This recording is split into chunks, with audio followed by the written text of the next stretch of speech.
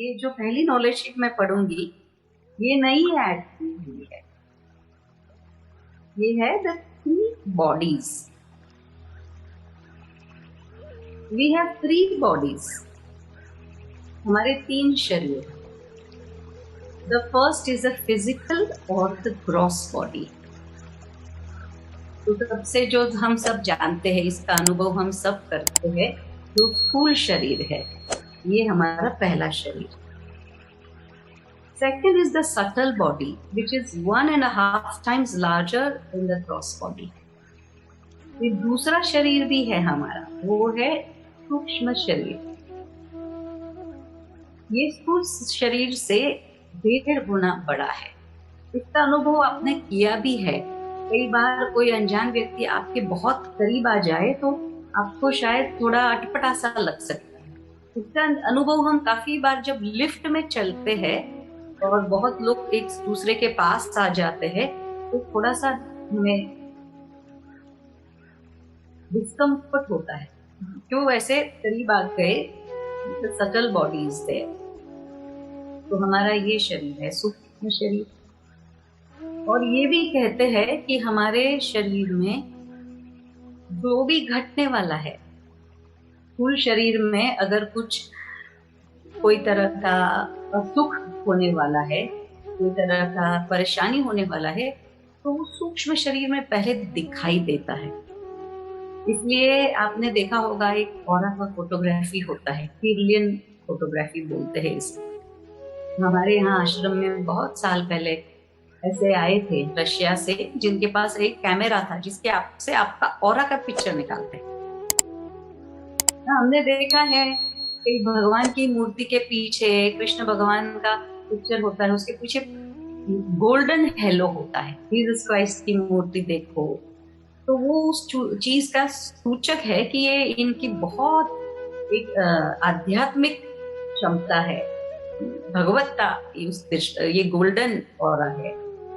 तो ऑरा में अलग अलग कलर का भी महत्व है, इसलिए अंग्रेजी भाषा में भी हम देखते हैं तो बोलते हैं ना, ग्रीन विथ एनवी, गुस्से से लाल पीला हो गया, रेड विथ एंगर। तो उस तरह से ऑरा में इस तरह के रंग दिखते हैं, इस तरह की भावना भी हमारे अंदर उठती है। तो वो किरलियन फोटोग्राफी करने जो आए थे, उन्होंने एक ऐसा रिसर्च किया था कि जो व्यक्ति सुदर्शन क्रिया करने आते हैं, सीखने आते हैं कोर्स, तो क्रिया से पहले उनका ऑरा का फोटोग्राफ निकालते हैं, 2 सुदर्शन क्रिया से पहले, और 2 सुदर्शन क्रिया के बाद उनके ऑरा का फोटोग्राफ निकालते। तो ये हमें तो पता है, पर इसका हमें प्रमाण भी इतना तरह से मिला कि कैसा भी ऑरा हो, पहले उनका 2 सुदर्शन क्रिया करने के बाद पूरा गोल्डन हेलो आ जाता है सबके ऑरा के पीछे, सबका ऑरा ऐसा हो जाता है। तो ये फिजिकल, मेंटल, स्पिरिचुअल एलिवेशन को दर्शाता है। तो ये सटल बॉडी, सूक्ष्म शरीर। Then comes the causal body, and this is 1000 times subtler than the subtle body. तो फिर कारण शरीर आता है जो 1000 गुना बड़ा है, हमारे सूक्ष्म शरीर से भी बहुत बड़ा है कारण शरीर। तो इसलिए जब हम ध्यान में जाते हैं, बहुत गहराई का अनुभव करते हैं, तो हम यही बोलते हैं, हमें क्या हुआ, हमें ऐसा फैलाव का अनुभव हुआ, हमें ऐसा लगा कि हम असीम है, हमारी कोई सीमा नहीं है। ये लोगों को ध्यान में अनुभव आता ही है, हम सब। There is no boundary, there is a huge expansion that we feel in meditation. तो ये है हमारा कारण शरीर जो इतना फैला हुआ है। अब ये जानकारी तो जरूरी है।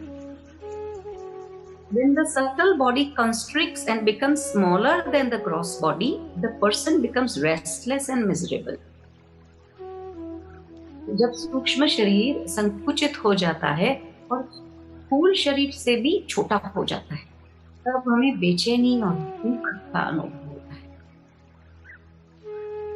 Suppose the vest you are wearing shrinks and becomes smaller than the body. तो आपने जो कपड़ा पहना है, तो कभी होता है ना, वॉशिंग मशीन में डालने से इतना छोटा हो जाता है, उसको बड़ा छोटा सा आपने कपड़ा पहना है, ऊपर कोट पहना है, तो वो इतना टाइट है then how do you feel? तब हमें कैसा लगता है? उसमें हमें अच्छा नहीं लगता, घुटन लगती है। You feel like tearing the vest and becoming free from it.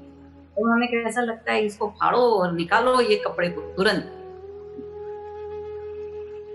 When the subtle body diminishes further, the person loses his mental balance and suicidal tendencies take over. तो ये सूक्ष्म शरीर और भी छोटा बन जाए हो जाए तो मानसिक अस्थिरता आ जाती है आदमी में, और उनको ऐसा लगता है शरीर को छोड़ दे, क्या कर दे, क्योंकि इतना घुटन महसूस होता है। This is the root cause of suicides. देखो ये गुरुजी ने इतनी सूक्ष्म तरीके से समझाया है कि कई लोगों में ऐसी सुसाइडल टेंडेंसीज आ जाती है। तो हुआ क्या है? कोई ना कोई बाहर का कारण है, कोई भी कारण हो सकता है, पर हुआ क्या है? उनका सूक्ष्म शरीर जो है वो संकुचित होता है। तो अभी इसका उपाय भी दिया है गुरुजी, and this is very revolutionary, very essential, very useful for today's life, because so many people are becoming restless, feeling anxious, feeling that मन से प्रसन्न नहीं है, ऐसी एक तरह की असमझ है जीवन में। With the chanting of mantras, practicing pranayama, Sudarshan Kriya and meditation, the subtle body grows larger in size and is elevated and strengthened. तो ये सूक्ष्म शरीर को वापस हमें खींच के बड़ा करना है ताकि हमें आरामदायक लगे, फिर से सुख आराम लगे। तो उसके लिए क्या करना है? मंत्रों का उच्चारण। इसलिए काफी बार कई दिक्कत परेशानी लोगों को आती है, घुटन होती है, बहुत परेशान मन रहता है, तो गुरुदेव बोलते ओम नमः शिवाय। ये ऐसा लगता है अरे एक छोटा सा उपाय दे दिया है, पर ये करने से ये उपाय बहुत बड़ा परिवर्तन लाता है। तो ओम नमः शिवाय मंत्र का जाप किया, जैसे कई लोग अलग अलग मंत्रों का, हनुमान चालीसा किया। ये सब मंत्र से फिर क्या होता है? हमारा जो सूक्ष्म शरीर है वो वापस वो उठता है और वापस मजबूत होता है, विस्तार होता है उसका। प्राणायाम करने से, अच्छे से बैठ के प्राणायाम करो तो भी ये घटता है। सुदर्शन क्रिया से तो डेफिनेटली ये होता है कि हमारा, इसलिए जब सुदर्शन क्रिया पहली बार भी जो लोग करते हैं उसके बाद वो लेटते हैं, सबके अनुभव में ये आ जाता है, अरे हमारा तो कोई शरीर ही नहीं महसूस हुआ, जैसे हम हल्के फुल्के। कई लोग बोलते हैं अरे हम तो उड़ रहे थे, ऐसा लगा we were flying, I was flying, I didn't feel the weight of the body. So what has happened? The subtle body has expanded so much, elevated itself so much. तो मंत्र से, प्राणायाम से, सुदर्शन क्रिया से, ध्यान से ये हमें हो सकता है कि फिर जीवन में से चाहे कैसी भी परिस्थिति रहे, वो जो बेचैनी वो हट जाए, जो फ्रस्ट्रेशन वो हट जाए, ऐसे मानसिक असंतुलनता है वो भी हट। When the subtle body is strong, then one feels normal and grounded. सूक्ष्म शरीर बलवान होता है ना, तब हमें नॉर्मल लगता है, और जैसे हम समता में जी रहे, अच्छे से हमें अंदर से एक तरह का सुकून महसूस होता है। When the same subtle body expands further, one experiences bliss. तो ये सूक्ष्म शरीर और थोड़ा फैल जाता है, तब हमें परम आनंद की अनुभूति होती है। तो ध्यान में यही होता है, काफी ध्यान में आपने गुरुदेव की इंस्ट्रक्शन भी ऐसे सुने हैं, पूरा फैल जाओ, पूरे कमरे को महसूस करो, फीलिंग को महसूस करो, फ्लोर को वहां तक अपने मन को ले जाओ, और पूरे ब्रह्मांड में अपने मन को ले जाओ। तो इस तरह मन को फैलाते हैं ध्यान में बैठ के, तब हमें फिर एकदम आनंद की अनुभूति है। And as the subtle body expands even beyond, it becomes finer and finer and merges with the causal body. That is when one gets moksha or liberation. अब एक बहुत सुंदर तरीके से गुरुदेव ने मुक्ति क्या है, निर्वाण क्या है, वो समझा दिया कैसे कि ये जो हमारा सूक्ष्म शरीर है वो और भी बड़ा हो जाए और कारण शरीर के साथ एक हो जाए, इतना फैलाव हो जाए। तब हमें ऐसा लगता है अरे हम तो मुक्त है, आजाद है। तो ये होता कैसे है? इसलिए ये सब हम जो कोर्सेस करते हैं इनका प्राधान्य है हमारे जीवन में। देखो ये जानना एक चीज होता है, तो इसको जीवन में परिवर्तित करना कैसे है, इसलिए साधना कम क्रिया करे, प्राणायाम करे, कुछ मंत्र करे, जैसी आपकी आस्था हो, ध्यान करे। बीच बीच में जब मन थोड़ा बहुत डामाडोल हो जाता है तो एक जाके एक सुदर्शन क्रिया के फॉलो में बैठ जाए, सहज के फॉलो, वैसे सत्संग में बैठ जाए। इस तरह से सुंदर तरीके से भजन गाते हैं तो हमें लगता ही है ना कुछ फैल रहा है, तो एक फैलाव होता है हमारी चेतना का।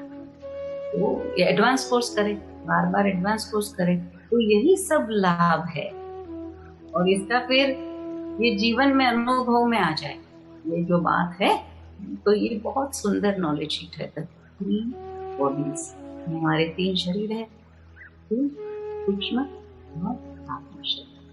और ये जितना विकसित होता है उतना हमें प्रसन्न, प्रफुल्लित, सुख, जागा हुआ महसूस होता है।